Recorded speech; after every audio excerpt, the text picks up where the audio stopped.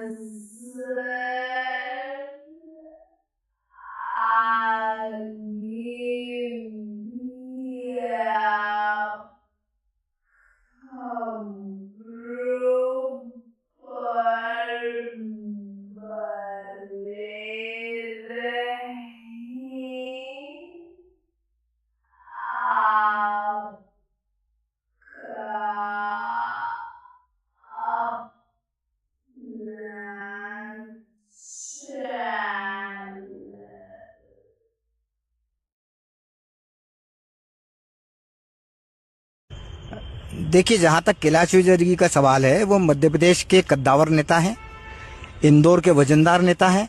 हमने विजयवर्गीय का वो वक्त भी देखा है जब वो इंदौर के महापौर थे और इंदौर को नगर निगम को जो आर्थिक क्षति हो रही थी, जो सरकार से पैसा लेना था, वो नहीं मिलने पे उन्होंने अनशन भी किया।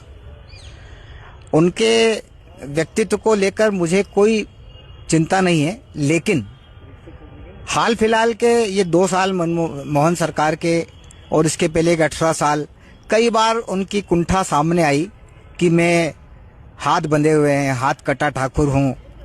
और उनकी जहाँ तक पवित्रता का सवाल है या उनके जहाँ तक आक्रामक शैली का सवाल है, तो पिछले दिनों विधानसभा में वो मुख्यमंत्री से ये भी कह चुके हैं कि सारा पैसा क्या उज्जैन को ही दिया जाएगा।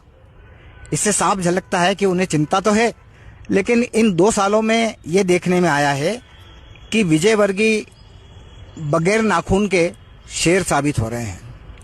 वो बार बार कहते हैं सुनवाई नहीं हो रही है, अधिकारी नहीं सुन रहे हैं। ऐसे ही आप महापौर पुष्यमित्र भार्गव भी अलापते हैं। यदि 2 साल में सुनवाई नहीं हो रही है आपकी, तो फिर ये फुल पेज के विज्ञापन क्यों देते हो कि 3 ट्रिपल इंजन की सरकार और इंदौर के विकास में हम नया आयाम गढ़ रहे हैं, नित नया विकास हो रहा है। या तो ये विज्ञापन झूठे हैं या आपकी जो हताशा है, आपका जो रुदन है, वो झूठा है। और जहाँ तक ये भागीरथपुरा मामले का सवाल है, इसमें पहले दिन से ही स्थानीय पार्षद कमल वाघेला, विधानसभा के विधायक जो कि मंत्री भी नगरीय प्रशासन मंत्री हैं, वो महापौर, इन सब का नाकारापन सामने आया है। क्षेत्र के लोगों का कहना है कमल वाघेला को हम लंबे समय से बता रहे थे कि पानी गंदा आ रहा है, बदबूदार पानी आ रहा है, लेकिन उन्होंने ध्यान नहीं दिया। क्योंकि इसलिए ध्यान नहीं दिया कि वो कैलाश परिक्रमा में लगे रहे। 2 साल पार्षद बने, लेकिन क्षेत्र के लोगों का कहना है कि उनका भागीरथपुरा की समस्याओं पर कोई ध्यान नहीं था। कैलाश जी जब आते थे तब जाते थे, जब नहीं होते थे तो कैलाश जी का गुणगान करते थे। रही कैलाश जी की बात, तो इससे बड़ा दुर्भाग्य क्या होगा कि उनके विधानसभा क्षेत्र में इतना बड़ा हादसा हुआ। उन्होंने अपने बेटे आकाश विजयवर्गीय को पूरे विधानसभा क्षेत्र की जिम्मेदारी दे रखी है, लेकिन ना तो बेटे कुछ कर पाए, ना मंत्री कुछ कर पाए। और पिछले 1 सप्ताह से निरंतर उल्टी दस्त के मरीजों की संख्या अस्पतालों में बढ़ती जा रही थी। उस इलाके के एक दवाई दुकानदार का तो ये कहना था कि जितनी दवाइयाँ उल्टी दस्त की 2 साल में नहीं बिकी, उतनी इन 15 दिनों में बिक गई।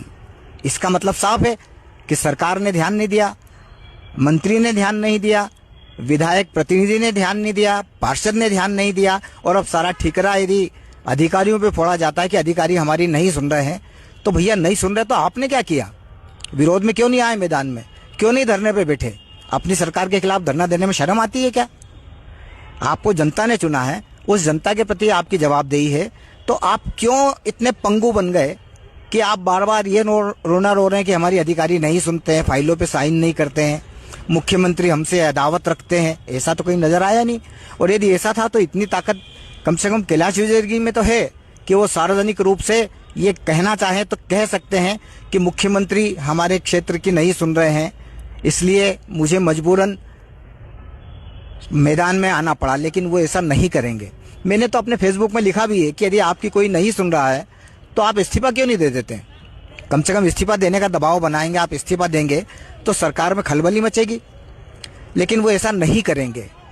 एक तरफ यदि सरकार आपकी नहीं सुन रही है तो दूसरी तरफ आप जो हर महीने दिल्ली में जाके अमित शाह जी के सामने एक जैसी पोज में बैठ के बातें करते हैं, तो क्या अमित शाह जी को भी ये जानकारी आपने नहीं दी कि मोहन यादव मेरी नहीं सुन रहे हैं?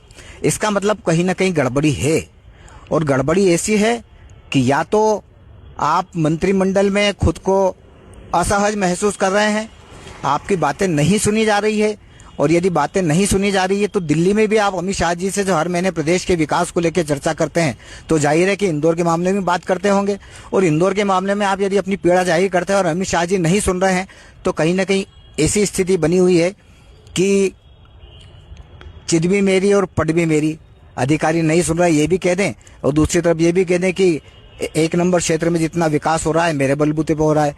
भागीरथपुरा क्षेत्र जितना आज उल्टी दस्त हैजा जनित बीमारियों से पीड़ित है, उतना ही पीड़ित ड्रग्स के मामले में है। घर घर बिकने वाली शराब, सफ़ेद पाउडर, इसके खिलाफ विजयवर्गीय ने आवाज़ उठाई थी और पुलिस ने कार्रवाई भी की थी। 15 दिन कार्रवाई चली, उसके बाद में सब ठंडा हो गया। तो क्या मान लिया जाए कि भागीरथपुरा ड्रग्स मुक्त हो गया है? क्या मान लिया जाए कि जो 14 मौतें हुई हैं जहरीले पानी से, वो बहुत ही गलत हुई है? और यदि गलत हुई है तो ये इस इंदौर शहर का दुर्भाग्य कहेंगे कि इसी इंदौर शहर में कभी जहरीली शराब पीने से मौतें हुई थी, और अब उसी इंदौर शहर में जहरीला पानी पीने से मौत हो रही है। जिम्मेदारी से ना तो महापौर बच सकते हैं, ना विधायक बच सकते हैं। जब इंदौर 8 बार नंबर 1 आता है तब तो आप अवार्ड लेने दौड़ पड़ते हैं, फोटो खिंचाते हैं राष्ट्रपति के साथ में। तो जब आप अच्छी चीज़ों के लिए शरह अपने को देते हैं, तो ये बुरी चीज़ जो आपके विधानसभा क्षेत्र में हुई है, इसकी नैतिक जिम्मेदारी स्वीकारने का आप में साहस क्यों नहीं है? आप जनता के बीच में आइए, कहिए कि हाँ मेरे से गलती हुई है और मैं ध्यान नहीं दे पाया। लेकिन वो ऐसा नहीं कहेंगे, क्योंकि उन्हें विधानसभा में रहना है, मंत्री पद भी चाहिए और जनता का नेता भी बने रहना है। तो मुझे लगता है कि ये दोहरा रवैया इंदौर की और खासकर विधानसभा क्षेत्र की जनता समझ चुकी है।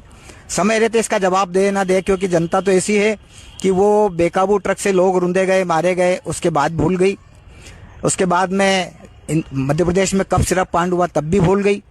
तो आम जनता तो भजन भोजन भंडारे में व्यस्त हो जाती है और इस चीज़ों को भूल जाती है। तो मेरा ऐसा मानना है कि जनता को इससे कोई मतलब नहीं कि अधिकारी आपके सुन रहे कि नहीं सुन रहे। ये अधिकारी नहीं सुन रहे तो आप शहर में मैदान में उतरिए, जनता आपके साथ आएगी, जनता आपका साथ देगी। लेकिन वो साहस आपको दिखाना पड़ेगा कि अपनी सरकार के खिलाफ आप खड़े हो सके। अभी तक तो ये साहस ना तो महापौर ने दिखाया है, ना ही विजयवर्गीय ने दिखाया।